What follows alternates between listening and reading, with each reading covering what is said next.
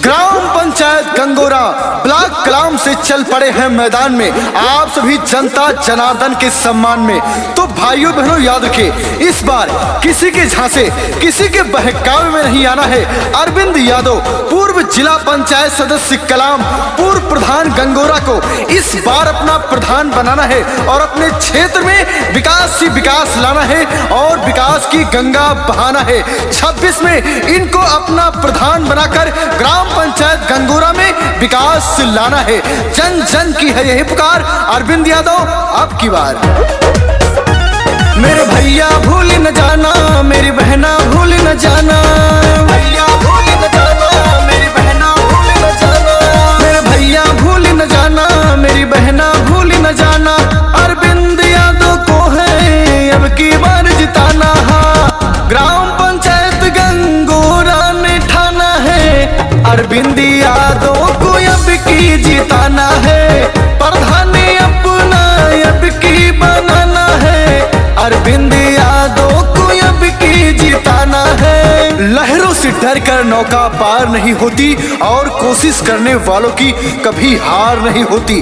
Gram panchayat Gangora की जनता ने ठाना है, इस बार किसी के झांसे किसी के बहकावे में नहीं आना है। अपना प्रधान सिर्फ और सिर्फ अरविंद यादव को बनाना है और अपने क्षेत्र में विकास ही विकास लाना है। गली गली बिजली पानी सड़क बनवाएंगे, फ्री वाईफाई पूरे गांव में लगवाएंगे, फ्री वाईफाई पूरे गांव में लगवाएंगे। गली गली बिजली पानी सड़क बनवाएंगे, फ्री वाईफाई पूरे गांव में लगवाएंगे। भैया मेरे बहना मेरे आपस मेरी विनती, कोई विरोधी टिक ना पाए होने लगे जब गिनती। हाँ, किसी विरोधी के झांसे में नया न है, अरविंद यादव को अब की जिताना है। गंगोरा से प्रधान बनाना है, 26 में इनको अब की जिताना है। हमारे अरविंद यादव भैया ऐसे हैं, आधी रात को फोन उठाते हैं, दौड़े दौड़े आते हैं, सबके सुख दुख के साथी हैं। तो ऐसे ईमानदार सच्चे और दमदार नेता को भुलाना नहीं है। इस बार अपना प्रधान बनाकर ग्राम पंचायत गंगोरा में विकास लाना है और विकास की रफ्तार को आगे लेकर के जाना है। जन जन की है यही पुकार। अरविंद यादव अब की बार।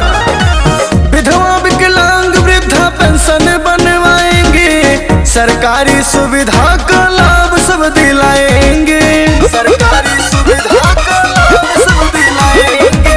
विधवा विकलांग वृद्धा पेंशन दिलवाएंगे, सरकारी सुविधा का लाभ सब दिलाएंगे। चाचा चाची दादा दादी सबने मिलके ठाना, किसी विरोधी के अब की बहकावे में न आना।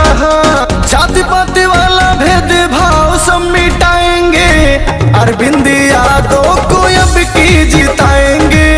प्रधान अपना अब की बनाएंगे, अरविंद यादव को अब की जिताएंगे। चाचा ने ठाना है, चाची ने ठाना है, दादा ने ठाना है, दादी ने ठाना है, माताओं ने ठाना है, बहनों ने ठाना है। इस बार भूल नहीं जाना है, सिर्फ और सिर्फ अरविंद यादव को प्रधान बनाकर ग्राम पंचायत गंगोरा में विकास ही विकास लाना है और विकास की गंगा बहाना है।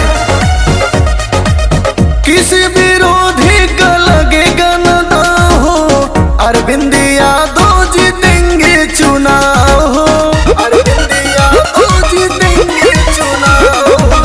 किसी विरोधी का लगेगा न दांव हो, अरविंद यादव जीतेंगे चुनाव हो। गली गली में बिजली पानी सड़क बनवाएंगे, सरकारी सुविधा जन जन तक पहुंचाएंगे। अंकित तिवारी का ये सबसे बताना है, अरविंद यादव को अब की जिताना